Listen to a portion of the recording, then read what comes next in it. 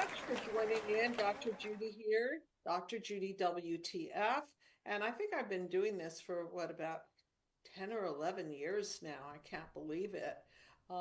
So today I'm proud to be wearing my dog mama shirt because I'm such a dog lover. It's just ridiculous. Anyway, thank you for being here tonight or today, whatever time zone you're in. And this is a call-in show, so I am hoping to hear from you. 323-524-2599. And tonight we are going to be talking about mixed messages or narcissistic manipulations. So we're going to get right into that topic. And if you would like to call in, please do so because we can always get into things much deeper and in a much more interesting way when I can have a person as an example of illustrating my psychological points. So, what is narcissism? According to the mind map, it's a system gone wrong where the parents put their own needs typically before the needs of a child and then injure their children in the process. So, what are the 5 childhood wounds? And then we'll get specifically more into the narcissistic ones. Let's put that mind map up there. I have been talking a lot about Mind Map Your Future, but I'm jumping back to the old mind map, which is this one, the first mind map. I won't call it old because I use it every day. It's so useful.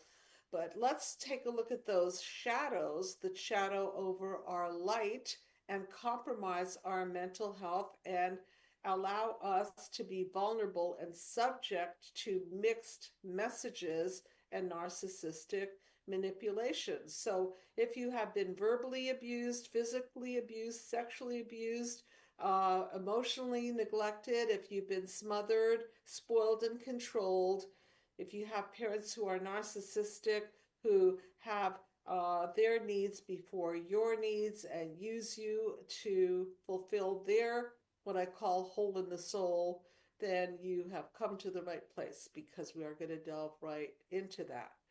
So, what are these mixed messages that I'm talking about? Tonight's show was inspired, as usual, by one of the sessions I had with one of my patients. And the patient seemed confused about, well, I don't understand. Sometimes the person is loving and indicates that they want to be in a relationship, and sometimes they indicate that they don't want to be in a relationship. And I am confused. I'm getting so many mixed messages. And so I have to say, there are no mixed messages here. If the person wants to be with you, they would be with you. And if they are giving you mixed messages, there is only one message here. They don't want to be with you. You can't be a little bit pregnant. You can't be a little bit in a relationship and out of a relationship because I consider that by definition not being in a relationship. So, any call-ins, please do so now so that we can get into this and use you as an example for any mixed messages that you have received in the past by narcissists and why you were so taken by them and so maybe stoked by these mixed positive messages and made you fall into the trap of believing that after all they will come around, or after all they really do love you, or after all they'll finally get their head clear about this and choose you as their partner and make you have a feeling of stability in the relationship. So mixed messages are neither stable nor are they nurturing or are they safe? Okay, so why be with somebody that is giving you a mixed message? So let me give you examples of mixed messages. So I've known plenty of people throughout my life who've given me mixed messages. Oh, I want to marry you, but not now. I need to wait a couple of years. Oh, I want to be in a relationship with you, but the timing isn't right because I don't have enough money to support the situation. Oh, I really love you, but I'm not sure if my children are going to be okay if I take on another relationship. So does that sound to anybody listening like they really mean that they want to be in a relationship? To my ears, it certainly doesn't. So what are all those mixed messages for? So let's talk about both ends of the spectrum. So who are you being in this situation and who is the person being in the situation? So let's say that you grew up in one of these families where you experienced narcissistic abuse and you just haven't healed from it. So most likely your parents also gave you mixed messages and made you believe that something good was happening or going to happen, and it never did. So I call it the carrot dangling phenomenon. You know, if this, then, but the then gets longer and longer and longer, and the ifs come occasionally followed by the longer and longer dangling of the carrot. And so what you've been basically groomed to do is tolerate intermittent reinforcement and tolerate uh, wishful thinking and tolerate hopes and dreams and a sense that you're not good enough to deserve love, which we'll get into. So let's go back to the mind map and put that up for a minute so that you can see what the Freud is going on. So we've got the childhood injuries, and then we've got the cracked lens of perception that comes from the childhood injuries, which cracks you up and makes you think and believe that things are going to be so when they're not like that at all. And the reactions to the wound, which could be reactions like fight or flight, or in the case of victims, freezing and fawning and hoping and laying down and taking it. And then panel 3, which represents the encoding of these horrible psychological messages like, I don't deserve to be loved, I'm not good enough, I'm not pretty enough, I'm not skinny enough, I'm not successful enough. And these core beliefs go on and on and on. And in the relationship to the narcissist, they have you tripping, so to speak, on your negative core beliefs because they have you reinforcing to yourself that you're really not enough. And where did this stem from? It stemmed from the cause because your parents made you feel that you weren't important enough, lovable enough, and did not matter enough for them. So now you're replicating or doing a what the Freud, and you're embroiled in a relationship here with the narcissist who is also reinforcing the horrible core belief that you were induced to believe as a child. So this keeps you very, very destabilized. And because most victims of narcissistic abuse are people pleasers and they want stability and they want to be in that relationship, they will do everything to keep the bond, even if it is a toxic bond. So the rule in the mind of a people pleaser or victim of narcissistic abuse is, please don't leave me. I have a fear of abandonment. I will do anything to keep the bond, which gives the narcissist a heck of a lot of power.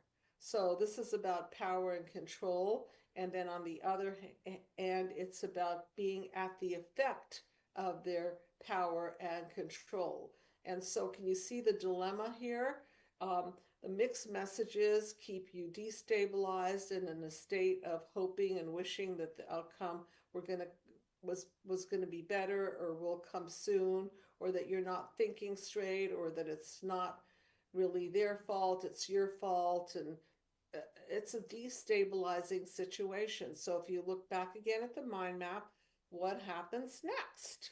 So as a result of the destabilization, one falls into chaos. And what's chaos? Chaos is that fear, the fear of being dropped. So what happens when you undo the relationship? There's a fear that you will be alone, you will be in no man's land, your bond will be broken. You will be upside down and right side up, just like the metaphor of panel 4 points to. And it'll be such an experience of loneliness that you may be thinking that you cannot tolerate it. And what do? You go back to your significant other, or let's call that person an insignificant other, just to help you get a little bit of your power back. So after the chaos, you can see that there are a bunch of defense mechanisms that keep people stuck in relationships. From a narcissist point of view, their defense mechanism is power and control. They close their boundaries. They don't want to be intimate. They keep emotionally distant and avoidant. You could see that they're sort of floating around there in space. If you look at the picture, they don't really want to connect. They want to, on the contrary, keep aloof so that they could keep the power. And so if you want intimacy and love, you're really in the wrong system. So again, it is a system gone wrong, and it's replicating the system of your original, which is your system of your parents, power and control, and so on. And then what are you going to do with that, right? You're just going to keep repeating it until you heal yourself and get out of the mess. So I'm sure most of you know that I created a video called Healing from Narcissistic Abuse. If you do not want to see me in therapy or see one of my associates in therapy, you have a complete healing guide here with my video, which will take you through the mind map and deconstruct why you're in the hot mess to begin with, and the power and control of the narcissist over you. And we do have a call-in, so thank you so much for calling in. Hello. Yes, hello. Thank you, Dr. Judy. And I don't want to say where I'm from because my questions would be too, well,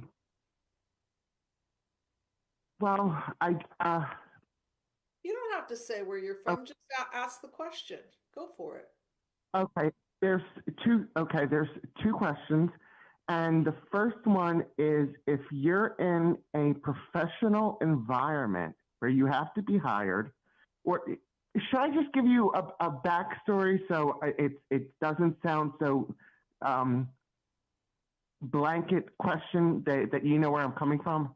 Yeah, just put it in the context, okay, so people can. Okay, well, so yeah. The point is Okay. not for you to tell the story just for the sake of the story, but to put it in the context so I can direct the questions and the answers to reveal truths and lessons to be learned from what you're calling in about. Thank you. I'm calling in about the topic of about narcissism and when you're being mixed messages, and then almost there's a character change within the person. And I was recently in a group, and the group centers on careers and lifestyle choices for people who are blind and low vision. And I have what's called low vision, and I worked my whole life. I can see, but it's low vision. Okay. And that's the medical term. Literally explains it all. Reading books are a problem because it has to be bigger print, but I don't want to go into that. But anyway, the group was part of the protocol, and you give in all your information, and you could get access to careers and just general information for, low vision supplies, but this has to do with narcissism. So the person who was running the group, who actually enrolled me in it and did his job, here's the thing. Part of being in the group or being initiated, I hate that word, but it's you go through the system of putting yourself in there, so you're towards one of the meetings, there was only 2 people in the meeting, and there were 6 sessions. I did 6 of them within 2 weeks. They were half an hour, and they were exhausting. But the last one, the first guy who runs the group and does everything professional for the city and for the state, he said that I should literally lie by omission. Like, don't tell owners of places that I'm applying to that I'm visually impaired. And it kind of was gaslighting, because I said, well, what about if I see someone that is coming up and I don't see them and I'm walking ahead? They said, well, you can talk to yourself loud and say, hey, I'm coming through. Here I am walking through. And he says that could be part of your personality. So that was like a character flaw. Sorry to get clarification here, but what was the mixed message there that you're concerned about? Okay, well, the mixed message is, should I lie by omission? Should I lie by omission? And the second comment that he made to me, which was pretty questionable, is he said, Mr. And then he called me by my last name, which he did, and there was a woman in the meeting. He said, I'm privileged because I'm a man. And I'm like, what is, and that flew me for a loop. I can't wrap my head around that. Maybe please help me shrink it.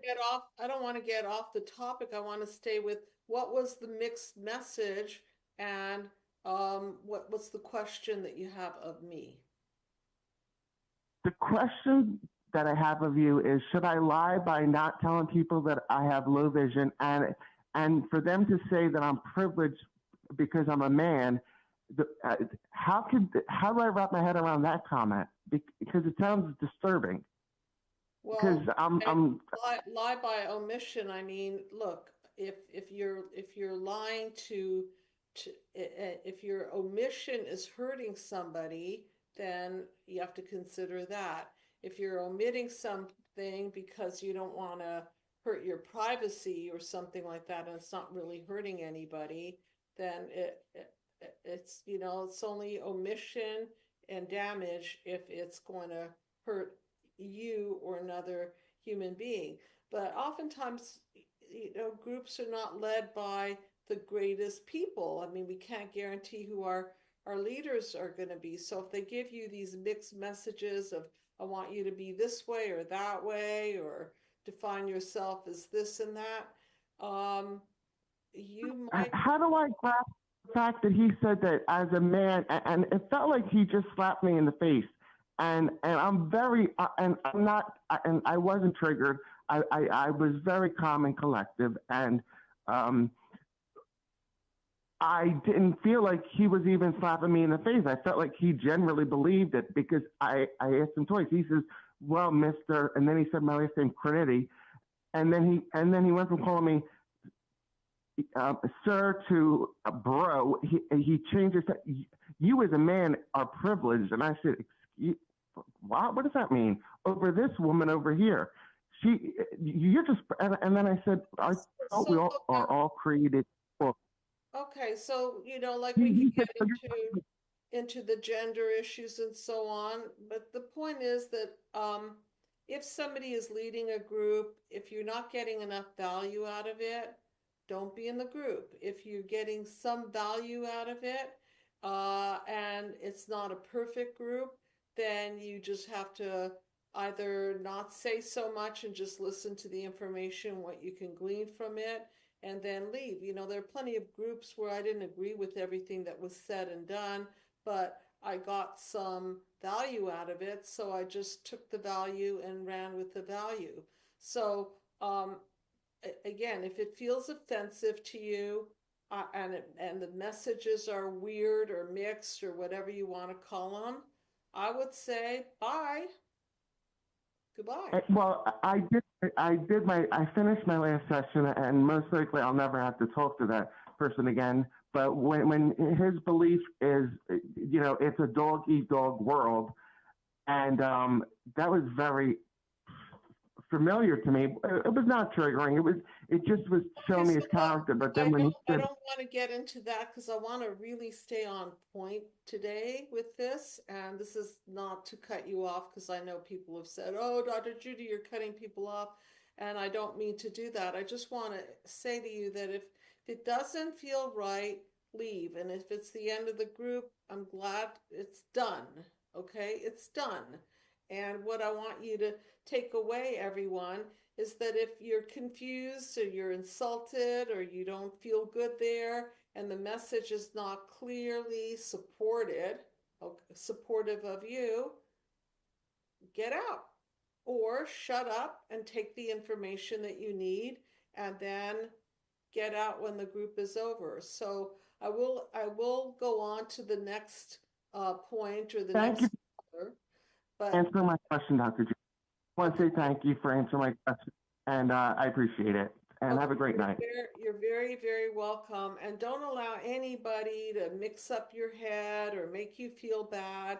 That's a part of what I'm talking about, is that you don't need to be somewhere and give your time and energy to somebody that's going to make you feel worse or insult you or hurt you. Just goodbye. How's that for a good sentence? Bye. That's it. Well, I love your work, and all your information is gold. So thank you once again. I didn't want to leave a long question. I wanted to give it at least a little bit of a background. So thank you, and I look forward to listening to your show. And great talking to you. Thank you Bye-bye. for calling in. You're very welcome. Okay, so that's the point of you know, anytime you're in a situation, you know, they call them situationships, right? That's another narcissistic mixed message. Well, what kind of relationship are we in? Oh, we're in a situationship. What does that mean?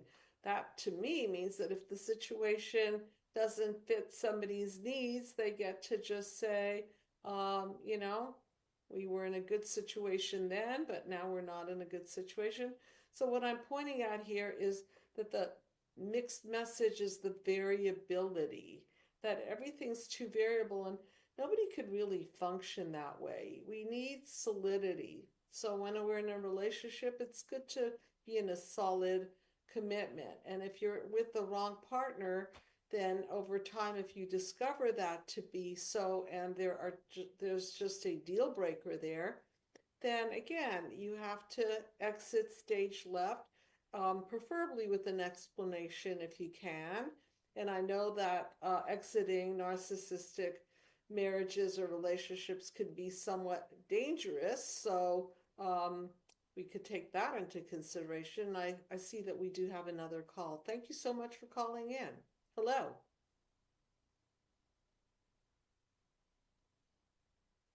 Hello. Hi. Thank you so much again for calling in. How are you? I'm good. How are you doing? Good, good. Yeah, I'm just calling in about the mixed messages. I can't even talk. Okay. And what are you experiencing?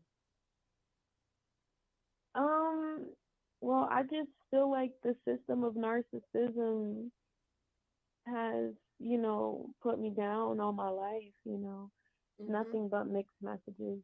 I don't know where to start. Okay, so I think let's start with recognizing the fact that a mixed message is a clear message. That's the point that I'm trying to make. If I say Yeah, to you, exactly. right? If I say I I'm love you, sorry. but you can come to my party, but I'm not sure if we're in a relationship. Maybe we are, maybe we're not. Sure if you're my friend or not. Is that a mixed message or is that a clear message? That's a clear message, honestly. Thank you. That great. So you got the point. And what is the clarity of the message? That they don't want to, take part in what you might like to do, like your hobbies and, things you find genuinely appealing, I guess. Yeah, they don't want you in the way that you want to be wanted. And what blueprint is that coming from? Who set The who set you up? In other words, who set you up for that nasty system? I'm sorry. Oh, Who set you up? I feel like they set me up, but I feel like the system, like, my upbringing, like, how, Exactly right. Your how you upbringing. were treated. Okay, so tell us about that because I'm all about the cause because if we could figure out the cause of why you're accepting horrible behavior and mixed message people and people who don't value you, it's because you have been blueprinted to Mhm. to what? Tell me what the problem is from your childhood wounds. Well, I feel like I've been blueprinted to, not make a comfortable, I guess, space when I'm, at, in a new environment. Like that was, I feel like, yeah, that would, I would really say, like, when you can never really quite ground yourself, and then you kind of, I guess, get used to it when you're younger, you kind of just feel like, oh wow, I can just stay to myself and, try to tune everything out and, don't deal with anything around me that I feel like I don't want to concern myself with. So, you just feel like, oh, well, let me fix myself then.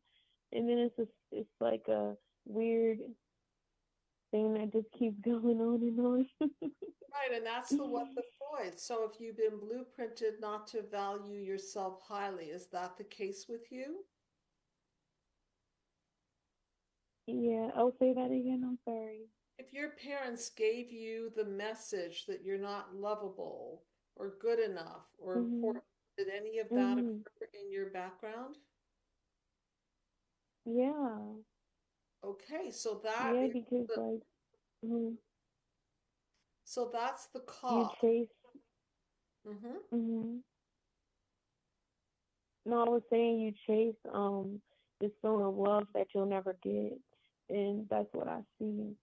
Like people try to find it in other people, and it's not, their fault, but you know, we can all just become a little bit more self-aware, and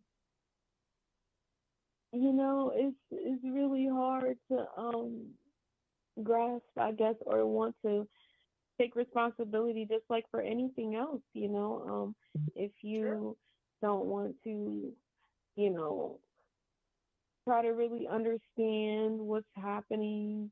And it's really just, another reason it could be hard to understand what's happening because there's a lot of things happening at the same time, Right, the mixed messages, and you you make know. a good point that you start chasing it in other people.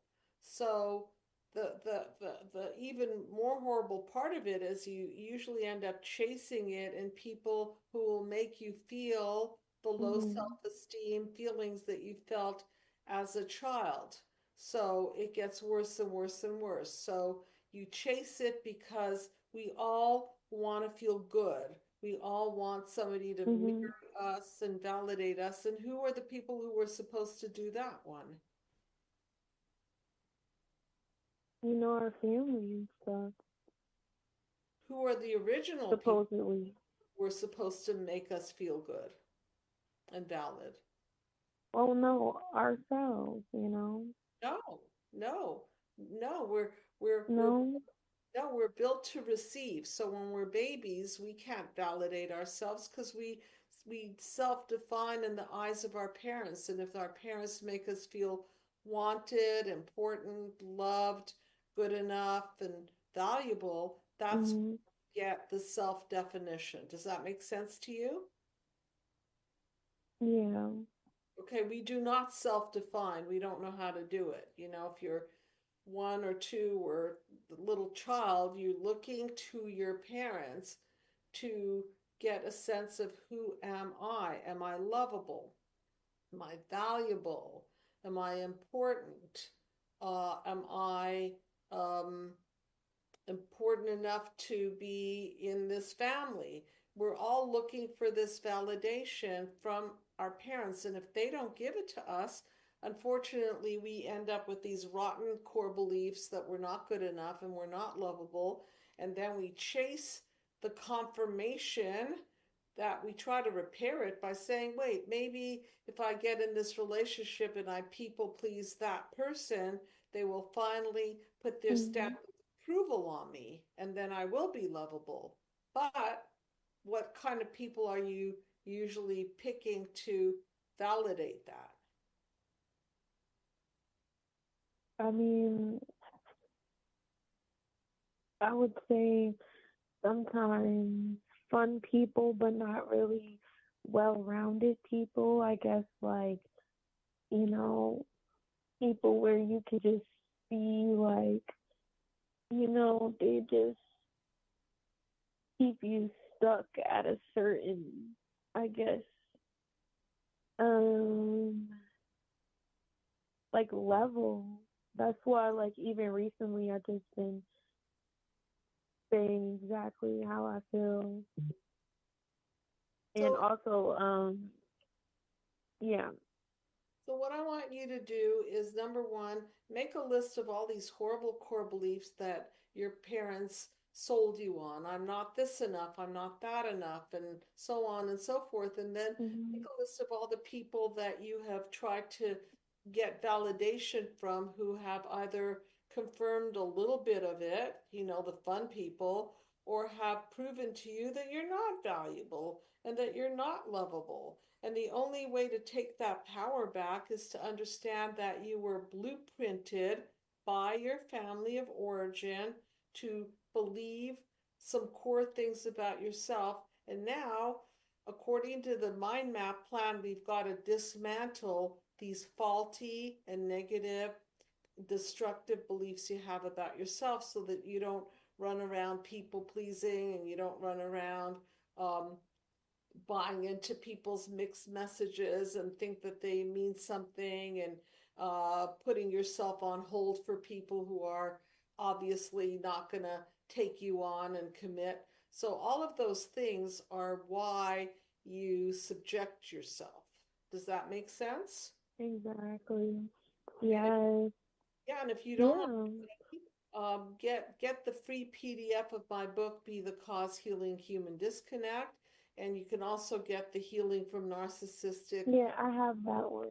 You do have that one. Okay, so read it. And if you want to Mhm. get more intense, go into Healing from Narcissistic Abuse video. It's a lot cheaper than going through therapy. And then if you do need a little bit of therapy, then I can get you somebody to work with you so that you could process through it. But by no means would I let these childhood wounds continue to wreak havoc on your life, okay? Exactly. Yeah. All right, so I appreciate you calling in. Thank you. And again, I want to reiterate mixed messages are clear messages, they're not mixed, okay?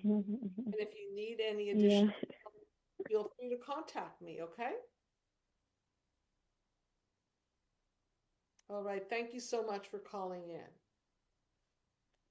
Okay, so I want to get into a thing called breadcrumbing. Okay, breadcrumbing, I think you know what that means, but I'll define it for you anyway. Breadcrumbing is similar to intermittent reinforcement, and breadcrumbing starts with love bombing. So when you meet somebody and they want to get to know you and manipulate you and get stuff from you, they may love bomb you with all kinds of kind complimentary words and promises and presents and so on, and dinners and great treatment. And then, of course, you will be bowled over by that and so appreciative and so happy to receive that. But then you'll probably end up bonding to a person like this, either sexually or emotionally or both.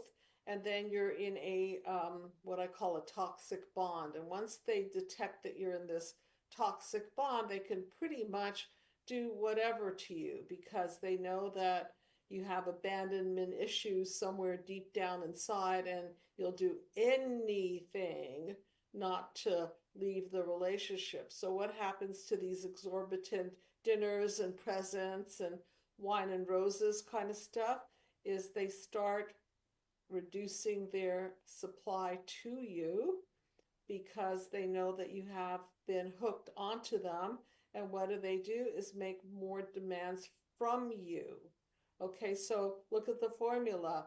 They are giving you less and less and less because they already know that you're hooked, and they're demanding more and more and more. And what's that going to do to you is absolutely deplete you. So that's why I call narcissistic abuse as a vampiring experience, because they will do so much at the beginning of the relationship, and then the curve just kind of like goes downhill from there.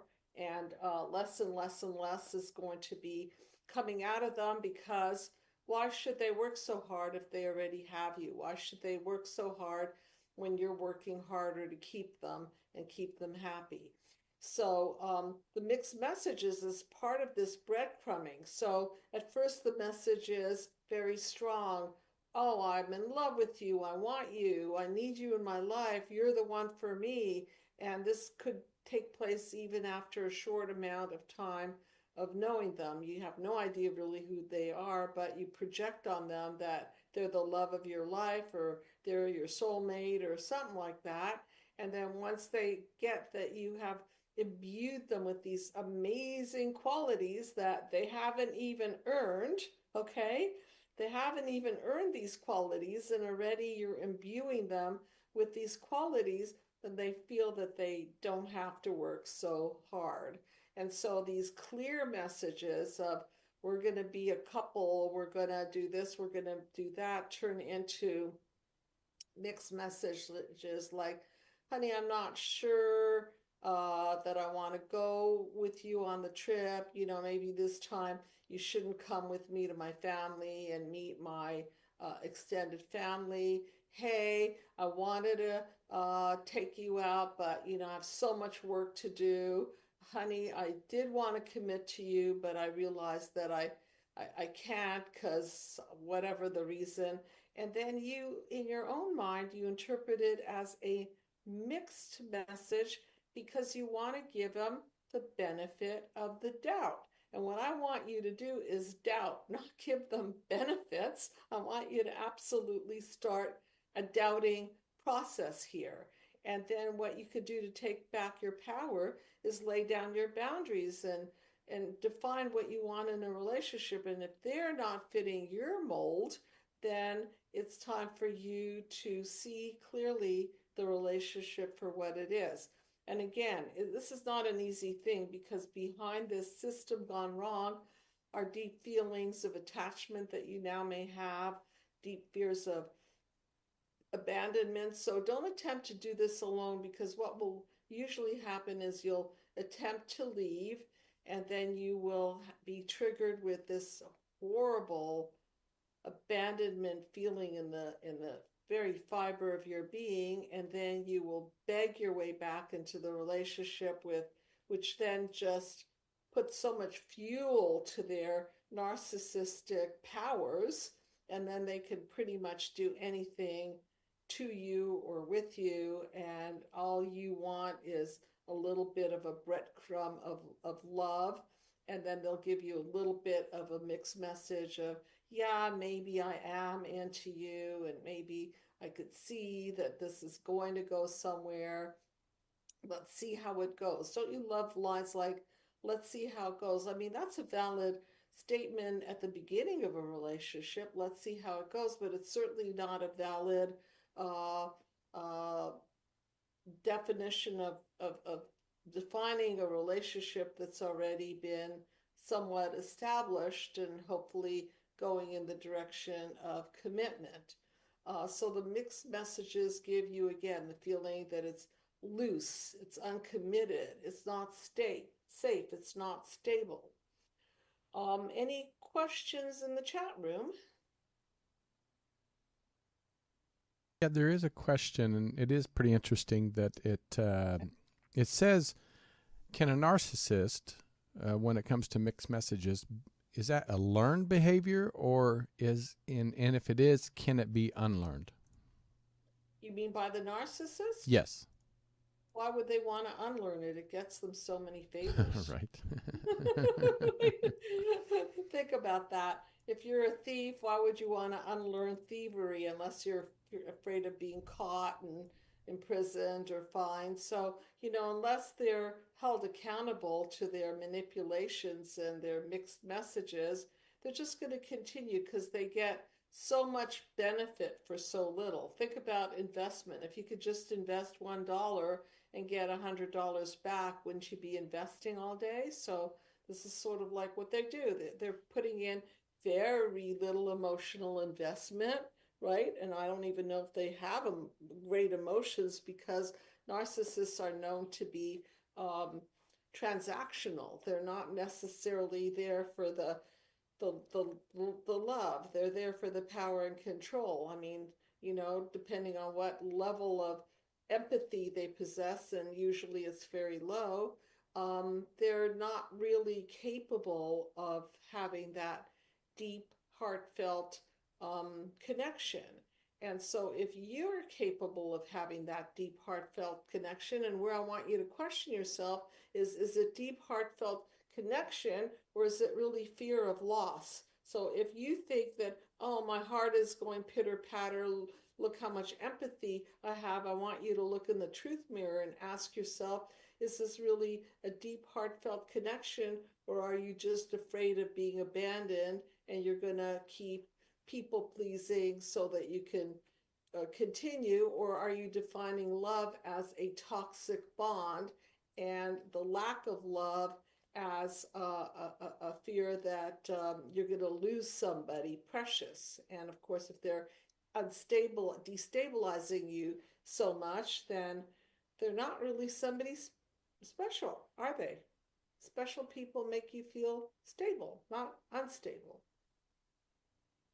I hope that answers that question. I'm sure it does. And if you need more clarification, please ask away. Yeah. Any other questions or thoughts in the chat room? Comments? There is one, and I think you kind of answered it. But what steps can someone take to break free? Oh, there we go. What steps can someone take to break free from a cycle of confusion created by narcissistic mixed messages? I'm very serious about this because I've been doing it for so many years. Follow the mind map. Identify your childhood wounds and your reactions and your abandonment issues. Identify your negative core beliefs that keep you stuck in with people who are either confirming it temporarily or hurting your feelings with tapping it and instigating it and triggering it. Figure out your blueprint, and then tell yourself the truth that these mixed messages are clear messages. If I say, maybe I will call you back, maybe I won't call you back, maybe I will call you back, but what am I really saying to you? That you're not that important. So if I said to you, Tony, maybe this, maybe that, what would you take the message to be? If it's on a very important topic, like maybe I love you, maybe I don't. That would be an example of a mixed message. For me, I'd say BS, but yeah, thank you. It's BS, right? Yeah. If I really felt, either you don't, either you do. Exactly. Either you're in or you're out. Either Right. you're, you can't be a little bit pregnant. That Right. statement.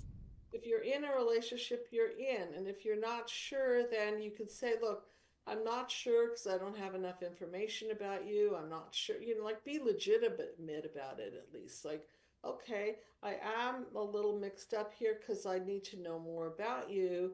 Let me ask you some more questions or let me have some more experiences. I think that's legitimate. But once you're with somebody and they're just messing up your mind and breadcrumbing you and putting you in formaldehyde so that you can, um, so that you can be on their gravy train for a little longer, be on the hook for a little bit longer, um, then something's not really right here, okay? And so one thing that people pleasers and people who feel powerless over the narcissist tend to do is they tend to idealize the narcissist, and remember all the pleasant moments, all the dinners out, all the lovemaking, all the beautiful presents, all of the good feelings that went along with the relationship, and then they're mixed up when the narcissist starts pulling away. Again, it's a clear message. So what I want you to imagine, and this might be a visual for you, but let's say that you love a certain food, right? You love whatever. I don't want to spoil it for you, just make it up. And then you find a cockroach on it. There goes, deal breaker, right? Even if you love the food, are you going to eat the food if there's a cockroach on it? I don't think so. No. No, no, I don't care what it is. But think about people too, if they're amazing, but they twist and turn your head and make you crazy and sick and manipulate you, just say this is a cockroach, on the person. Like, keep away. Flesh-eating disease, however you want to look at it. And then it's a deal breaker. How many deals does it take to break a deal? And the answer is, drum roll, how many deal breakers does it take? Only one, because it is by definition a deal breaker. Okay? I liken it to real estate. I love real estate. I love to go hunting for properties, and as a matter of fact, I love it so much that fall in love with the properties, and then I have to calculate the risks and the benefits. And then sometimes I run into a risk that's just too high. And if the risk is just too high, like the property is not on bedrock, or if it's in a high fire zone, or if it's going to cost too much money to sell another property and capital gains taxes are going to eat up your profits, or anything that will kill the deal is a deal breaker. And it only takes one of those to kill the deal. So with regards to relationships, I want you to look at a person like that. If a person is hemming and hawing and stringing you along and making you feel like you're not worthy and worth it and not lovable and important, you want that? Is that the person that you want to be with? Heck to the no. Exit. There's a great line that I like, is that when you're with somebody, it's not only how you feel about them, it's how they make you feel. Okay, so if you feel about them that you're idealizing them and you're in love with them and they're so beautiful or smart or admirable, those are all good things. But if they don't make you feel good, then you're just stoking their narcissism by telling them how amazing they are, putting them back up on that pedestal. And what are they doing for you? Are they there for you? Are they consistent? If you need something, are they going to come through for you? So remember, it's not just how you feel about them, it's how another person makes you feel and the level of security. And not only in terms of promises that they're going to be with you and commit to you. But if you're already in the relationship, how are they going to make you feel? Because people get married and then they're in a committed relationship and then they complain that the person ignores them or the person insults them or the person doesn't um, communicate properly or the person puts them in some sort of a physical jeopardy or a psychological jeopardy. Okay, that's not a great relationship either, because now, great, you've got the commitment and all that and supposed safety, but now you're kind of like trapped in what I call a double dungeon of darkness, and you're in there with the person and they're not going to leave you because they're in the marriage and the ring is on it and so on, but then you're just in there just sort of dying on the vine. Okay, so that's not what you want either. So again, the takeaway here is that if the message is mixed, it is clear. It is clear.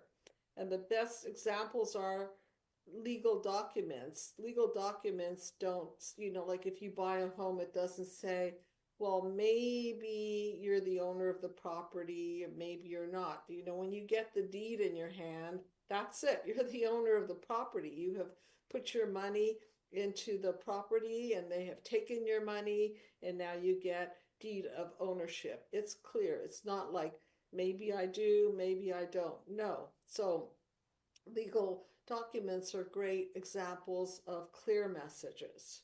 So you could refer to that. So you could see the clarity, the black and white thinking of that. And again, if you're messed up with mixed messages, why are you there? Because you're hurting, you're in a toxic bond, you've been blueprinted to accept less than what is nurturing for you. You're hoping that the person will, at the end of the rainbow, love you and accept you, and the person has been very good in putting you in this kind of a no man's land mixed message formaldehyde world of you're waiting, and it's time to take yourself out of that. And if they can't give you what you want and need, you'll be very clear, and then get behind your own clarity and don't buy into how you've misinterpreted the person, because you're smart enough to know that you haven't misinterpreted the person. You've misinterpreted your own desire to want to be with that person, and you've made allowances so that you don't have to face your own abandonment feelings about letting the person go. So any thoughts or more questions in the chat room about this? No other questions and no other calls, but I think that was a great discussion. Thank you very much. And you're my most kind and harsh critic, I would say. Right. And why do I love dogs so much? Dogs give me really clear messages. Mm-hmm. They love you, or or they're angry at you, or they're bored with you, or they're annoyed with you, but you don't have to get all twisted around in your head when you're communicating with animals. They're pretty straight on, and maybe that's what makes them so extra lovable, is where you stand. Mm-hmm. So with that said, I want to thank everybody and let everybody know that there is a video called Healing from Narcissistic Abuse. I think that it is so well put together for you to use it as a healing tool. And therefore, you can go through all the steps of the healing from narcissistic abuse process if you don't want to spend the money on therapy. And you can also reach out to me if you do need some work around this, and I can help get you clear in your head and stop these mixed messages from fogging up your brain. So thank you, everyone, and I'll see you next time. Good night.